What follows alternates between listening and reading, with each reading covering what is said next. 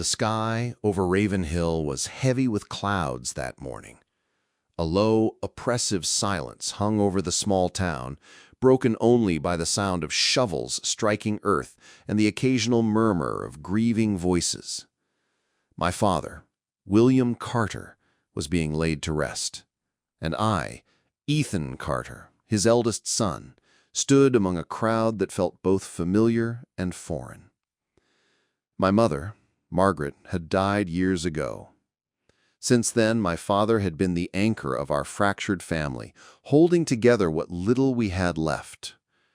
Now, standing in the cemetery as the priest read the final words, I felt that anchor slip beneath the waves, leaving me adrift.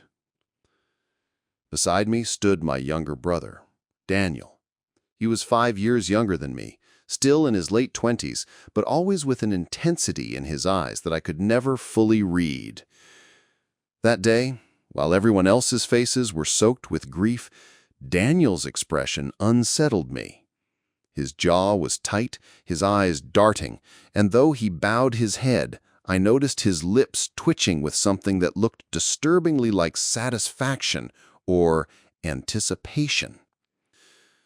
As the casket was lowered into the ground, I whispered a prayer, my throat raw from the cold and from sorrow. People placed flowers on the grave, one by one. The air was filled with the scent of damp soil and lilies, and the low rumble of thunder echoed in the distance. When the crowd began to thin, Daniel leaned closer to me. His breath was hot against my ear, and his voice was barely more than a hiss. "If you don't find the letter, Ethan, I will." I froze.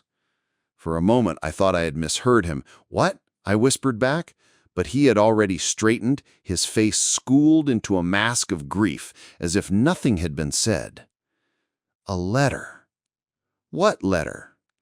The words haunted me for the rest of the service.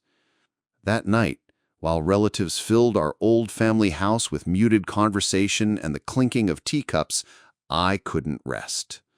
I slipped into my father's study, a room that smelled of leather and old books, a room that he had always kept locked, but which was now, for the first time, unguarded. I switched on the lamp.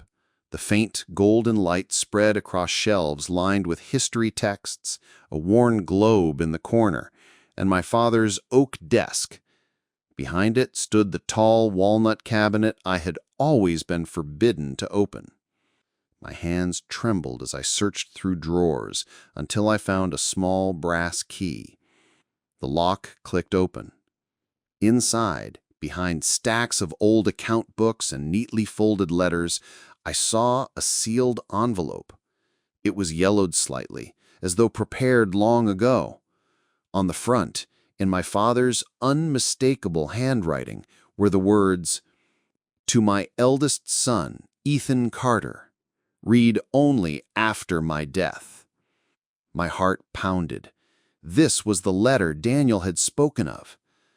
I tore it open, unfolding several sheets. The handwriting was steady, deliberate. As I began to read, it felt as though my father's voice rose from the grave itself. "Ethan, my son, if you are reading this, it means I am gone, and you now bear the weight of what I could never tell you in life. Know first that I loved you. You were my strength when your mother passed. But there are truths buried within this family that you deserve to know, no matter how painful. The land, the house, and the savings that people will expect you and your brother to inherit, they are not yours. They belong to no one in this family. I have signed it all over to St. Mary's Orphanage. The property, the accounts, everything. You may hate me for this, but I ask you to understand. Children with no home, no father, no mother, they need it more than you and Daniel ever will.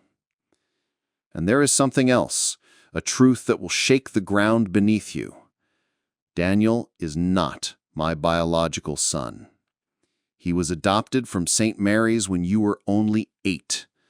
I wanted you to grow up with a brother, someone to share life with after your mother died. I thought love would be enough, that he would never need to know the difference between blood and bond. But I fear Daniel has grown restless. His hunger for wealth is strong. He may resent me and perhaps resent you. That is why I have left you this letter, so you will understand my decisions, and perhaps, when the time comes, you can guide him back to what truly matters. Remember, Ethan, blood is not the only thing that makes a family. Love is the greater inheritance. By the time I finished reading, my vision blurred with tears. My chest felt hollow. Daniel, my brother, the boy I had shared a room with, fought with, laughed with, was not my brother by blood.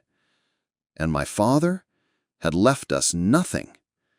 The next morning, Daniel stormed into my room, his face twisted with barely contained rage.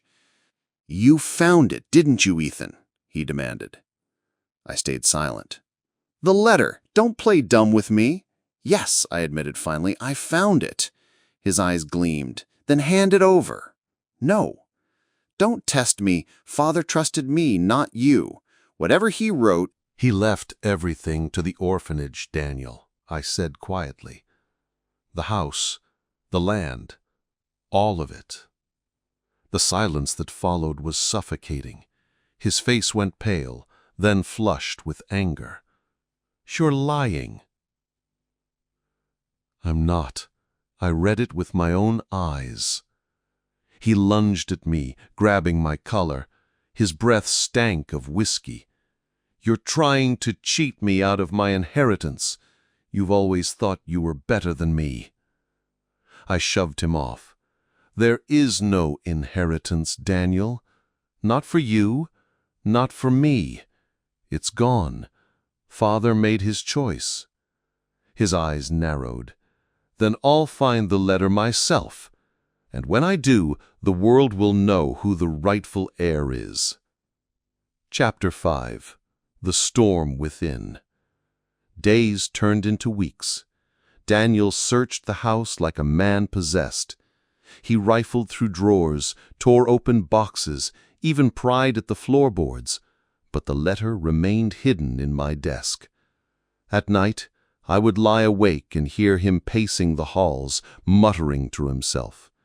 Sometimes I feared he would kill me in my sleep just to get what he thought was his. The town soon grew curious. Neighbors whispered about the Carter inheritance. Some claimed Father had promised the land to Daniel. Others said I had forged documents. The truth lay sealed in my drawer, but I could not bring myself to show anyone. Then, one stormy night, it happened. Daniel burst into my room, his hair wild, his eyes bloodshot. In his hand, he held the envelope. "He have it," he whispered. At last. I must have left the drawer unlocked. He tore it open, eyes scanning the pages. As the words sunk in, his face drained of color. He sank onto the bed, the letter trembling in his hands. "No, no, this can't be true," he choked. I'm not his son." Tears spilled down his face. The rage that had consumed him for weeks evaporated, leaving behind a broken man. For hours, Daniel sat in silence, the letter clutched to his chest. When he finally spoke, his voice was hoarse. "All this time I thought he loved you more. I thought I had to fight for what was mine. But I was blind. He loved me. He chose me, and I repaid him with nothing but greed." I put a hand on his shoulder. "He wanted us to be brothers, Daniel. That's all he ever wanted." In the weeks that followed, something in Daniel changed. The bitterness in his eyes softened. He stopped talking about inheritance. Instead, he began visiting St. Mary's orphanage, the very place he had come from, though he had never known it. At first, he stood at a distance, watching the children play. Then he began helping, repairing fences, bringing food, reading to them. Slowly, I saw the man my father had hoped he would become. One evening, as we walked home from the orphanage, Daniel said quietly, "Father was right.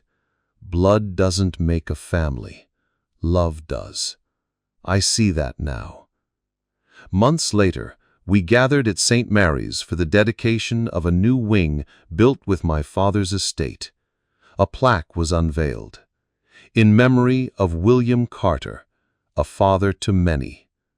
Daniel stood beside me, tears in his eyes.